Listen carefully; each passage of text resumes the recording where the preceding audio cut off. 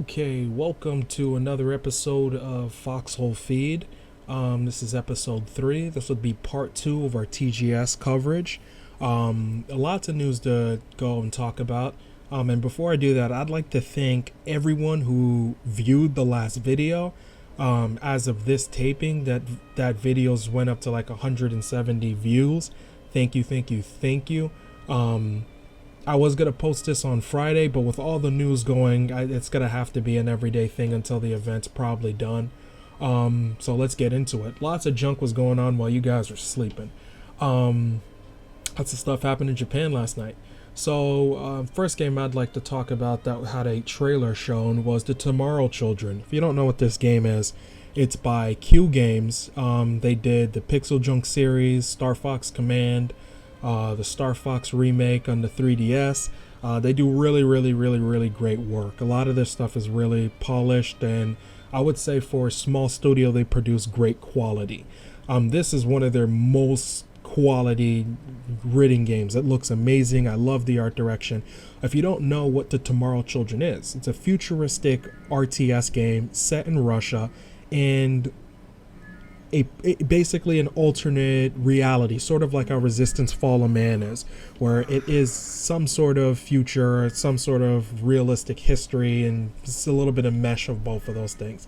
So you have your characters in this game, and they're going to be doing mining and crafting, and they got the money that they make from the mining they get to use for different materials like bazookas and weaponry, and what they use it for is just combat. Like, they would fight these weird creatures that look like Godzilla and Mothra and all these weird things. Very Japanesey. But you guys check out the trailer. It is very Japanese, but you'll understand it. I believe that if you watch it, the concept conveys easily, and you're able to understand what you're looking at. Gamer's perspective, you'll get what you're seeing pretty quickly, even not in English. I think some parts actually might be in English, if I'm not mistaken. When I was watching it, I think I saw some English on there. And I don't believe they stated anything about a release date. I would hope it's later this year, but at the end of the trailer, I don't recall them saying anything about a release date. Star Ocean 5 was shown. Next game I want to talk about. Shows them fighting in a cave. We get to hear some of the nice Japanese voice acting. In real time, the game looks amazing. Graphically, it looks really good. And this game's coming out much sooner, like in February. So it looks really impressive. We got to see a lot of gameplay. The gameplay is very action. Like, the series is all about this type of action type of combat. You guys could check out the trailer below. Doesn't even need to be in English. You understand sort of what's going on. The next thing I'd like to talk about, not necessarily a game, but its presence was there. The Last Guardian, sort of. So it was there, sorta, and it was nice projector art, or I would say interactive projector art. The creature thing, eagle thing, creature griffin thing that's in The Last Guardian was on a huge projector, and it was some sort of motion game where if you kind of move left and right, the dog would follow you, and it recognized you were there, and he was like in this big cage, and it was really amazing looking. My opinion on this is I worry slightly, because if they're showing us this right now, I gotta wonder, like, what does this mean? Does this mean it's not coming out this fall? Does it mean that, you know, they're possibly, this is well, it's not coming out this fall. What I'd better say is, does it mean it's coming out later next year in fall versus somewhere prior to? I would believe that if it was coming out middle of next year, they might show more stuff and show a stronger push. But this is sort of telling me that maybe it's coming out after next September. They might have a TGS showing for the next year for this game. So all signs might be pointing to fall 2016, though we know it's a 2016. We don't really know when it's going to be 2016. It could even be in summer, as Sony has been known to release games at any time during the year. Could possibly be summer. I mean, maybe if that really was summer, they would say that at E3. maybe I'm just looking too deeply into this. I'm just seeing that, gauging their marketing presence, that if they're showing us this, just this little snippet, they got more to show us. Maybe at, you know, their Paris game show, or maybe at PSX, or any of the other events they might have coming up this year. Who knows? I don't know. Maybe getting ahead of myself. Maybe it's nothing, but it's definitely nice. Like, of course, like always, got a link below. You could check it out. It's very interesting looking. And a game I think I'm going to be spending the meat of this news talking about would probably have to be Final Fantasy 15's trailer. Though it was a short trailer, speaks volumes to the team. The trailer looks really amazing. The trailer sort of showing the team's efforts of having facial recognition, conveying the idea of what the narrative is of this game. You could sort of feel what this story might be without them really telling you what it is. So one of the characters, Luna, which we've heard about earlier this year, it shows her, and shows her as a kid, and then she's getting attacked by soldiers, and then it shows her as a grown adult, and these soldiers are essentially, you know, coming in, they're hounding her, and on one of the parts of the video, she sort of moves the gun out of her face, like, you know, you can't tell me nothing. But I like this part because it shows this attitude. It shows this, you know, you guys been in my face my whole life, get out of my face type of attitude. And I like what they're showing because they don't really need to tell you a whole lot. They're just showing animation, her walking around and doing this. And I apologize about that beeping, our neighbors are crazy. But so they show this going on, and you're able to sort of understand what you're looking at before any word is spoken, which I really appreciate out of this team. I want to show some screens right here. Right now you're going to be seeing a screen of Noctis, and he's going to be hiding near this table, and he makes a question about war. And it makes you question, okay, she's clearly part of this war. She part of one side and he part of another. We knew of this Romeo and Juliet concept when this game was first announced all the way back in 2005 when it was still Versus. And the concept still remains the same with this game. So could this be a Romeo Juliet type of thing, and she's part of one family that has a crazy war and he part of another? You see this person holding Noctis, which I would assume is Noctis's father. If it's not, I worry, but I would assume it's Noctis's father. And it shows Noctis, you know, years later grown up, you know, behind the car, and you would assume that, you know, father passed, and maybe that had something to do with Luna's character. We don't really know. Could it be why Stella's character was possibly removed? Because Luna's character is, you know, a stronger protagonist, or antagonist. Maybe they didn't want a love interest any longer, and they wanted her to be the anti-hero of the game, or they wanted to have it where you had two characters where they both were siding with their families in this war, and neither of them are wrong. She could be fighting for, you know, reasons that she feels is just, and he could be fighting for reasons he feels are just. And maybe that didn't work with Stella's character, I guess. But the drama's real, y'all. It's something serious. So one of the things that I really love is at the end of this, and I'm going to show you right here, is this little excerpt that they say at the ending of the trailer. It says, "Striving for excellence and relentless pursuit of our passion. We as a team of artisans, always at the forefront, determined to exceed the extraordinary in our craft, the Square Enix studio." Everybody knows how long this game has taken to come out. We know that this game was announced all the way in 2005, and it clearly was being worked on even before 2005, clearly. So we understand and know that. For them to come out and say something like this and say, this is who we are as a team, we worked really hard at this, and this is what we're producing, shows that they're not going to rush the game. They're not going to bring the game to a date that's unnecessary. They're not going to annualize the series, do anything like that because of anyone. that they know what their craft is, they know what they're trying to do is correct, and they know the quality of their work. And I personally like that. So they're saying this, and I really think it's a good idea that the team shows this, to show that it's okay, that it's worth the wait. What we've seen from the quality of their work is 100% worth the wait. This game could have easily got canceled, like games like Project Offset, which completely got canned and never heard of again. So they have a reputation to uphold, and like Miyamoto said, you know, a bad game will remain a bad game forever, but a game delayed is merely just a game delayed. They'll be okay. So at the ending of the trailer, it says, to show this off at the ending of the trailer and say 2016, they don't say anything about fall, they don't say anything about spring, they just state the year 2016. It makes me worry that, I mean, it's nice that they're committed to a year, because I don't know if they were ever committed to any year ever. I don't know if we've ever heard them say this was the year it's coming out definitely ever at any point at all.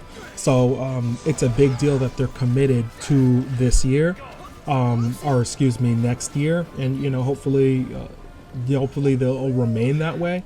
But I have faith that it probably will. I don't think they would otherwise said the date if they weren't confident about the date.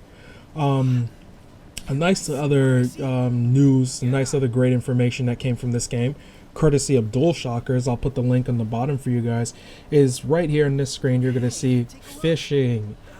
Fishing's in the game. You know, you're going to be able to fish and then replenish your life with fishing. Can you collect a whole bunch of them? I don't know how deep the fishing is gonna go. I assume it's gonna have to go, you know, somewhat deep. I don't think they would just randomly have the same fish get picked up. The next one shows chocobo riding, though somewhat new information. Chocobos are shown in the demo for 15, though in this gameplay you guys are looking at here, I don't have it shown. I didn't even think about that, though I saw that and I knew that. I didn't even think about that when I was playing this, but you know, it's whatevs. So it shows you riding chocobos, and it doesn't just show you, it shows the whole team's riding chocobos. So the whole squad's in there riding chocobos. Maybe you could use them to replace your car. I don't know how far you could take these chocobos, because you could rent them in a specific area. I don't know if you could outright buy chocobos and just have them instead of a car. So lots of information for Final Fantasy 15. I don't want to stay on 15 for too long. Lots of information. You guys could check out the links on the bottom that I put. The last thing I would like to say is a nice little video courtesy of IGN showing the team scouting for locations with audio and video, and they're walking in the mud. And this just goes to show you the amount of work that this team is putting inside of this game is something like no other Japanese studio is doing in any game. I would say the closest would come to Metal Gear Solid 5. I believe Metal Gear Solid and Final Fantasy are two IPs in Japan that command the absolute respect, and I would say in the world, in terms of commanding absolute respect to attention to detail. And they completely go way far past what one would assume would be quality work. They're beyond quality work. They're setting the bar to, if you would believe the best game was a 10, theirs is looking like a 15s. So they're really setting it high, and they're doing the type of production, post-production stuff you see from movies. So it's impressive to see them taking it that seriously, to have all the work that they've put into making all those sounds realistic and look. I'll post another link to another video that I've seen like months ago that shows them, the artists, talking about the amount of work they put into the game in terms of the lighting, the textures, having the light bounce off of the skin. They go into great detail, and you guys can check it out. It's a very interesting video if you want to know any information technically on how they made Final Fantasy 15. Speaking of Final Fantasy news, somewhat, Final Fantasy is getting remade, but not to be confused with Final Fantasy 1. Final Fantasy Adventures is getting remade again. It was remade 2003 for the Game Boy Advance, also known as Sword of Mana, is now getting remade to come out next year, 2016, on iOS, Android, and the PS Vita. I checked out the trailer. Looks very chibi. Looks very much like how Final Fantasy 4 and how Final Fantasy 3 looks and how Bravely Default looks. It looks very much like their 3DS chibi looking titles. I'm actually surprised that this is coming to the Vita and not the 3DS. I would have assumed more so the 3DS considering where this game came from. A bit surprised, but welcome nonetheless. A lot of good JRPGs coming out, very much welcome. Another tidbit I'd like to get on, information that came from TGS. Metal Gear, of course. Playing Metal Gear Solid 5 right now, and had to set aside Metal Gear Solid 5, play a little bit of 15 for some footage for you guys. But still got some Metal Gear Solid news nonetheless.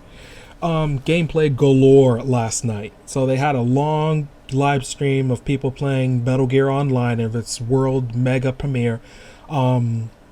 It looks amazing. It looks like how you would play MGS5.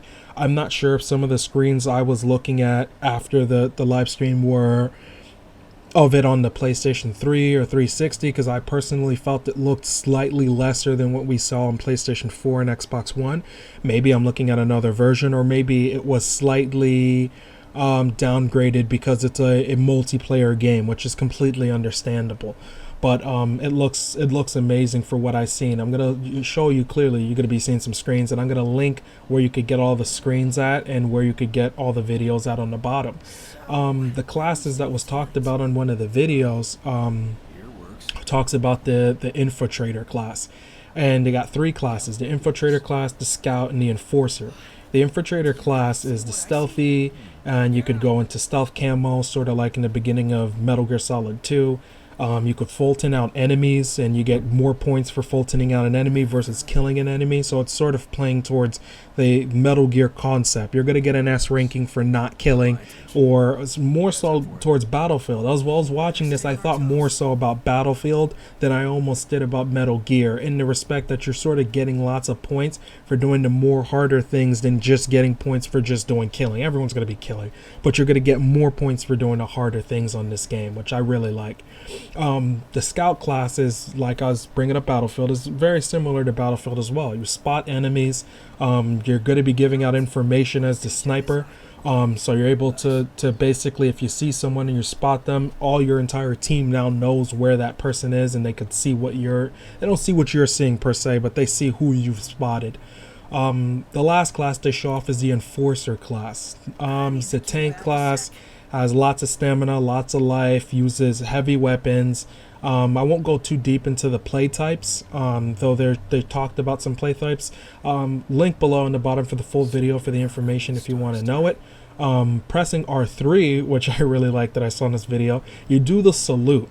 When you press R3, and it's weird because I tried doing that in Metal Gear Solid 5, because every time they saluted me, I wanted to salute them back at Mother Base every time, but I couldn't. There was no button for it, so I was just like, stay away from it. But apparently in the online you can salute the other soldiers back, and it does something too. When you salute them back, it links you with that person, sort of like if you joined the squad in Battlefield. So you link with that person, and now everything you see regarding the information is going to be linked back to this person, this buddy that you're with. So if I see someone and I spot him, all that junk is getting linked back to him, which I think is kind of awesome if you might be playing with 1 or 2 people and don't want to have to play with everybody else. I kind of like that feature a lot. Of course, there was more to it than that, but it was one of those standout features I thought was kind of funny. Speaking of Metal Gear things, some nice Kojima news. So Kojima was there at TGS enjoying himself, and he was using the PlayStation VR. I was actually tempted to say Morpheus just now, and I have to remind myself there's no longer Morpheus, it's now PlayStation VR. So could he be doing a VR title? Who knows? Could he be doing a PlayStation VR title? It remains to be seen. I think it was interesting that he was at Tokyo Game Show viewing that. I know clearly he would have to be there for Metal Gear Solid Online's world debut, but him being over there, could be something, could be absolutely nothing. So who knows? Street Fighter V showed off and unveiled a new character, Karen or Corinne. striking resemblance to the actual character Lily from Tekken fame. I actually linked both videos to show this, and I thought it was kind of funny. That, I mean, she looks like her somewhat, a little bit, I want to say Axe, but Lily is much more like snooty and stuck up and has a butler and much more entitled. She's much more entitled than I would say Karen looks like. I like her style. The gameplay is really fast, 60 frames per second. Looks really fun, but you know, I would have to play it before I would ever know anything regarding how deep her character might be. I can't say much on the character just by the video. Check it out. I know my Street Fighter fans definitely want to know that. And that's gonna probably wrap it up. Lots of news came out today. So much that it's like, you know, some had to get passed off for more, I guess, interesting news. I'm definitely gonna do one tomorrow, and I'm actually gonna do one, you know, every day that they have every day they have TGS, I might do a video. If you guys care for me to continue to do videos, like, share, subscribe, comment, message, what have you. Thank you so much for the support. 170 views, very much welcome for that. Thank you. If you want to check out the live streams, I'm going to leave a link on the bottom for all of TGS's live streams, courtesy of DualShockers. They're going to tell you all the dates and all the time schedules of all the show stuff that they're doing. Mainly because Sega's going to be showing off Persona 5, and you guys going to want to be there for that. If they show it off, you better believe there's going to be an episode of this right after. Thanks so much for the support again. Link, share, subscribe, and that's going to be an episode. Long live MSF. Oh God, no. Oh no, not long live MSF. No, it's not done. 2 seconds after I just finished this, just read that they just delayed Persona 5 till summer 2016. So yeah, you'll get me talking about Persona 5 alright in episode 4. You'll get me talking about talking about how pissed off I am. I'll be talking about how amazing the trailer is. Yeah, it's gonna be it. Oh boy, there is a lot to discuss. They did it. They finally did it, Chris. They finally did it. Oh man. Thanks you guys for viewing in. See you guys in episode 4.